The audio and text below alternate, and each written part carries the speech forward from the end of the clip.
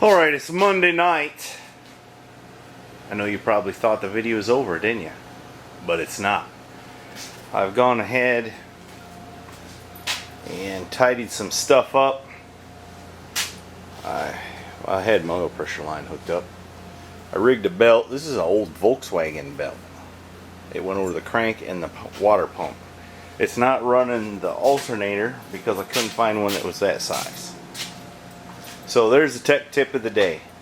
If you're got Volkswagen belts laying around and you're working on a 250 6-cylinder, you can bypass your alternator with it. Another useless fact that nobody will ever need. I installed the coolant temp little sender there so the temperature gauge will work. And now I'm going to take it outside and let her run, hopefully for a while. Get her warmed up good, make sure she don't smoke, make sure she does right, and see how it goes. By the way, some of you railroad buffs, you can tell me what gauge rail that is. That's pretty small, ain't it? Let me get a tape measure. It's my theory that this is from a mine. It's 3.5 inches tall, looks like, and only about 3.5 inches wide.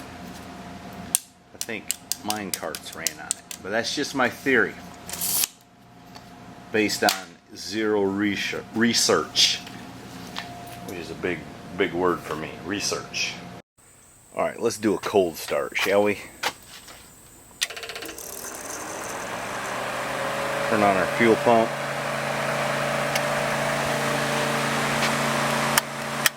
Squirt the throttle a couple times, maybe even kick the choke down, turn the ignition on, see if it starts.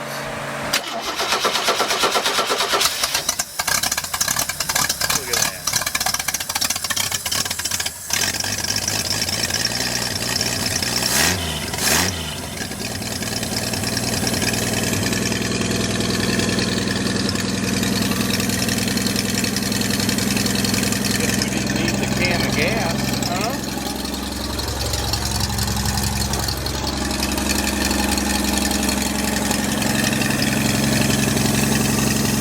The choke might even work to a degree.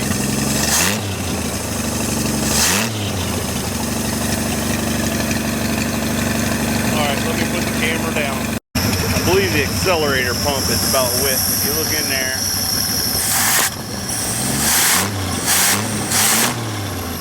there's not too much squirtage. And also I filed the points and didn't set at the well. I might just do that. Well, that's easier said than done. There's no window in the distributor cap. That's an old distributor in there. Fuel pump's working.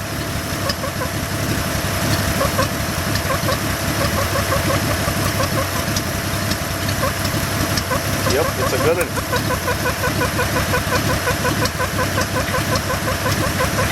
Look at her, just purring along.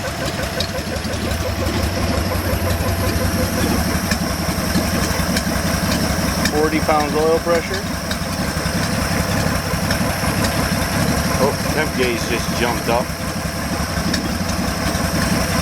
A little over 200 it says.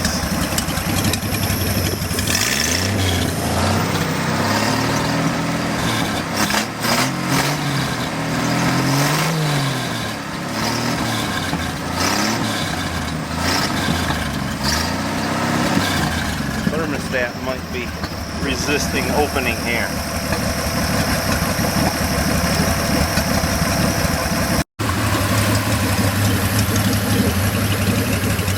Well, so amongst other things, seems like it quit. So I put an ATI distributor in it, which is big and outdoor, by the way. And some old wires I had laying around. That makes an annoying racket, don't it? And listen to her purr now. The ballast resistor got real hot and then it started running bad. I think it was just spark issues. I'm going to let the thing sit there and run a while, make sure she's going to be okay. And while I'm doing that, I gotta work on this a little bit. She said, oh yeah, Dad, the belt was squealing and then it like stopped and whatever. So can you fix it, please?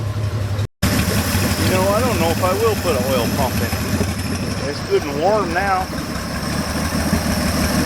I think that's a little bit inaccurate. If you rev it up, it'll go under 200. But it's idling at operating temperature at 40 psi.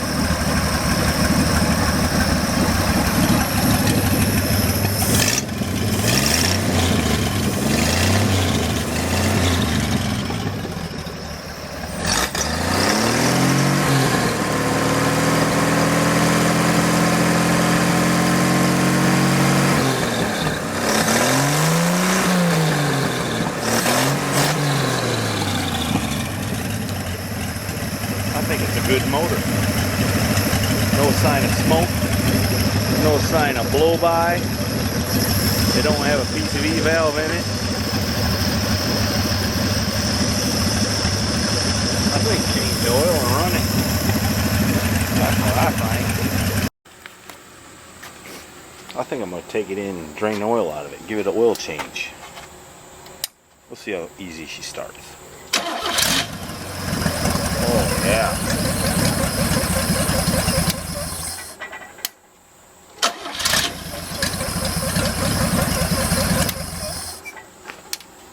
Yes, sir. I think that's a success. Changing the belt on the GMC was not. It's too short. Well, the good news is the oil drained out fine. Bad news is I don't have any oil or oil filter to put back in. So I guess as far as I can go with that tonight. I can stand here and study on my plan for a turbo though, I suppose.